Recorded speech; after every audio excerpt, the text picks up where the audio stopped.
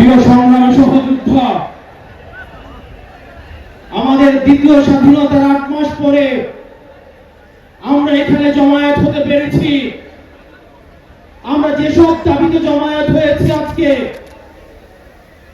সেটি আমাদের জন্য গর্বের কিছু নয়, বরং এটি আমাদের জন্য লজ্জা।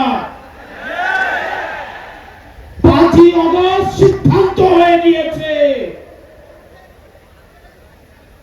হাসিনার পুনর্বাসন, আওয়ামী লীগের পুনর্বাসনের প্রতি সারা বাংলাদেশের মানুষ রেড কার্ড দেখিয়ে দিয়েছে। ৫ই আগস্ট, ৫ই আগস্টের পরে ৫ই আগস্ট আমরা সিদ্ধান্ত জানিয়ে দিয়েছি, এই ভূখণ্ডে আওয়ামী লীগের আর পুনর্বাসন হবে না। যে আওয়ামী লীগ আমাদের দাড়ি টুপিওয়ালা ভাইদেরকে বাইতুল মুকাররমের সামনে থেকে টেনে টেনে রাস্তায় নামিয়ে এনেছিল, সেই আওয়ামী লীগের আর পুনর্বাসন হবে না।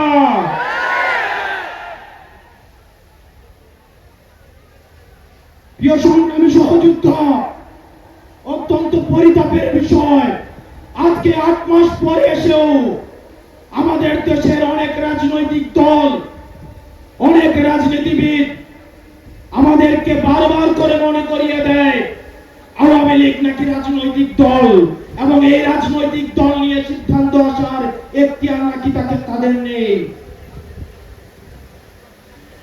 ডক্টর মোহাম্মদ ইউনূস গত কিছুদিন আগে বলেছেন আগামী নির্বাচনে আওয়ামী লীগ অংশগ্রহণ করবে কি করবে না সেটি সিদ্ধান্ত নাকি আওয়ামী লীগের।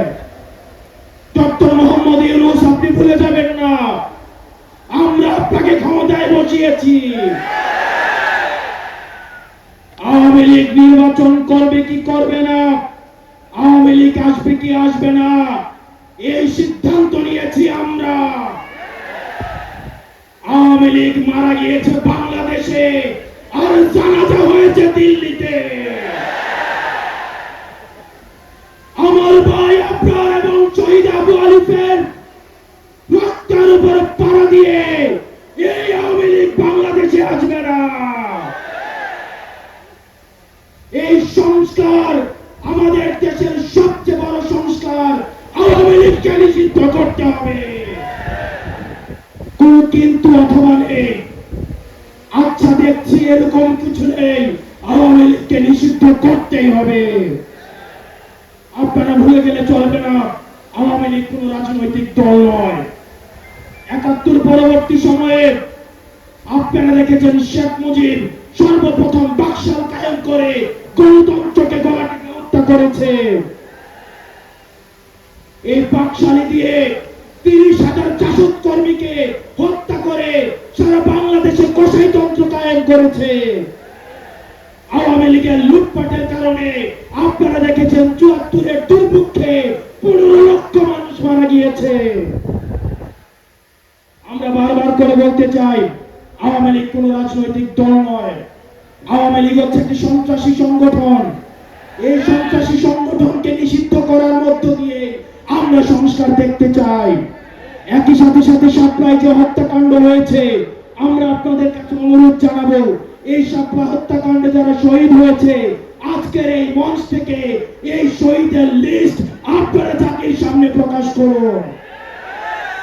একই সাথে সাথে হাসিনার এই ফাঁসি নেওয়া পর্যন্ত প্রয়োজন হলে আমাদের শেষ রক্তবিন্দু দিয়ে এই তরুণ প্রজন্ম আমরা হাসিনার ফাঁসি নিশ্চিত করা পর্যন্ত আমরা আন্দোলন চালিয়ে যাব। এবং নারী সংস্কার নিয়ে যে কনসার্ন আপনাদের কাছ থেকে এসেছে, আমরা চাই ডক্টর মোহাম্মদ ইউনূস এই কনসার্নগুলোকে আপনি অতি সত্বর অ্যাড্রেস করবেন, এবং অপ্রয়োজনীয় যে সংস্কারগুলো রয়েছে সেদিকে পাশ কাটিয়ে প্রয়োজনীয় যে সংস্কারগুলো রয়েছে, যেটির মধ্য দিয়ে নারীদের অধিকার নিশ্চিত হয়, যেটির মধ্য দিয়ে নারীদের সম্মান নিশ্চিত হয়, এবং আমাদের দেশের ধর্মীয় এবং কালচারাল সাংস্কৃতিক যে সম্মান অক্ষুণ্ণ থাকে, সেই অধিকারগুলো, সেই সংস্কারগুলোতে আপনাকে জোর দেওয়ার জন্য আহ্বান জানাচ্ছি। আপনারা ভালো থাকবেন, সুস্থ থাকবেন, হকের পথে, হালালের পথে, সত্যের পথে আমরা এনসিপি আপনাদের সাথে সবসময় রয়েছি।